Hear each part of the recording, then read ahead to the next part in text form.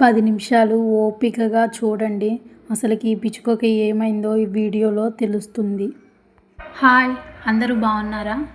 ఇది మా ఇల్లు కదా, అందరికీ తెలుసు. ఎందుకంటే వీడియోలో కనిపిస్తుంది. మా ఇల్లు అంటే సొంత ఇల్లు కాదు, రెంట్కుంటామండి.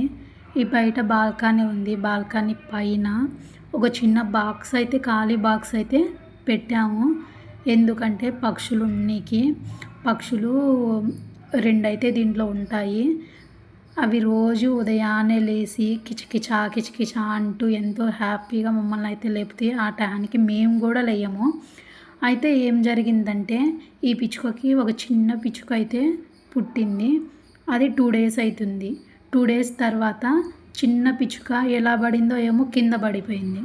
కింద పడిపోతే మా తమ్ముడు దాన్ని తీసుకొచ్చి ఇంట్లో పెట్టాడు. వాళ్ళ మమ్మీ ఏమైందో ఏమో కనపడలేదు. ఆ గూడు మొత్తం ఎతికాము. వాళ్ళ అమ్మ అయితే కనపడలేదు. సరే, సాయంత్రం కల్లా వస్తుందేమని చెప్పేసి అట్లానే చూసుకొని దానికైతే కొంచెం ఆహారం తింటుందేమని పెట్టాము. తినలేదు. మా దగ్గర ఈవినింగ్ వరకు ఉంచుకున్నాము. చాలా చిన్నగా ఉంది. సామాన్యంగా వీటికి చెందిన జాతి పక్షులు చిన్న సైజులో ఉంటాయి. ఇది ఇంకా 2 డేస్ అవుతుంది కదా పుట్టి, సరిగా ఎగరని కూడా ఎగరట్లేదు. అందుకనే ఎటు పోతుందని చెప్పేసి మా దగ్గరే ఉంచుకున్నాము. ఇది పుట్టిన కాడ నుంచి వాళ్ళ అమ్మ అయితే దీన్ని వదిలిపెట్టేసి 2 డేస్ అవుతుంది. అసలుకి బయటికే పోలేదు. మేమే గూట్లోకి ఆహారం లేదా కిందకు వచ్చినప్పుడు ఆహారము, వాటర్ అట్లా పెడుతుంటే ఈ 2 తింటుండే. మరి ఈరోజు ఎక్కడికి వెళ్ళిందో ఏమో అస్సలు కనపడట్లేదు.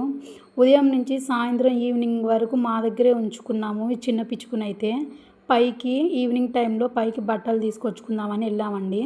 పిచ్చుక అయితే ఇలా కాలి మొత్తానికే ఇరిగిపోయి ఇలా పడిపోయింది.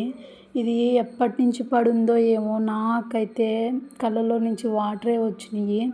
ఎంతసేపు ఇలా గిలగిల కొట్టుకుంటుందో ఏమో నాకు అర్థం కాలేదు. అసలుకే ఎండాకాలము, కళ్ళు అయితే మూసుకొని పోయినాయి. దీన్ని ఫాస్ట్గా తీసుకెళ్ళి కొంచెం పసుపు పెట్టి కొన్ని వాటర్ తాపాము. వాటర్ తాగలేదు.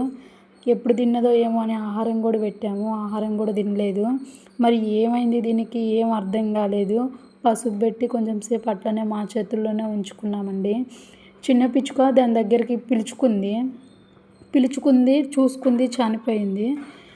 అప్పుడే చనిపోయిందండి. మాకైతే చాలా అంటే చాలా బాధ వేసింది. అదైతే 2 డేస్ పిల్లనండి. పాపం అనిపించింది నాకైతే. చాలా పిచ్చుకలు కాలుష్యం వల్ల చనిపోతున్నాయి. సగం పిచ్చుకలు అయితే ఇలా దెబ్బలు తాకి అట్లా ఇట్లా ఆహారం కోసం పోయి చనిపోతున్నాయి.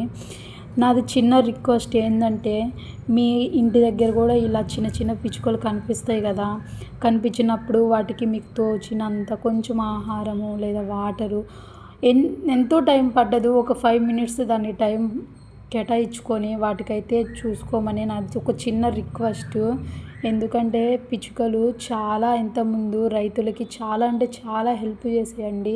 కీటకాలు అవన్నీ పంటలు నష్టం లేకుండా అవే తినేసి చాలా హెల్ప్ చేసాయి.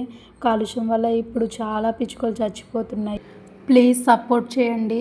ఈ వీడియో చూసిన ప్రతి ఒక్కళ్ళు లైక్ చేయండి. లైక్ వల్ల ఇంకొంచెం మందికి రీచ్ అయ్యి చాలామంది హెల్ప్ చేయడానికి ఉపయోగపడుద్ది.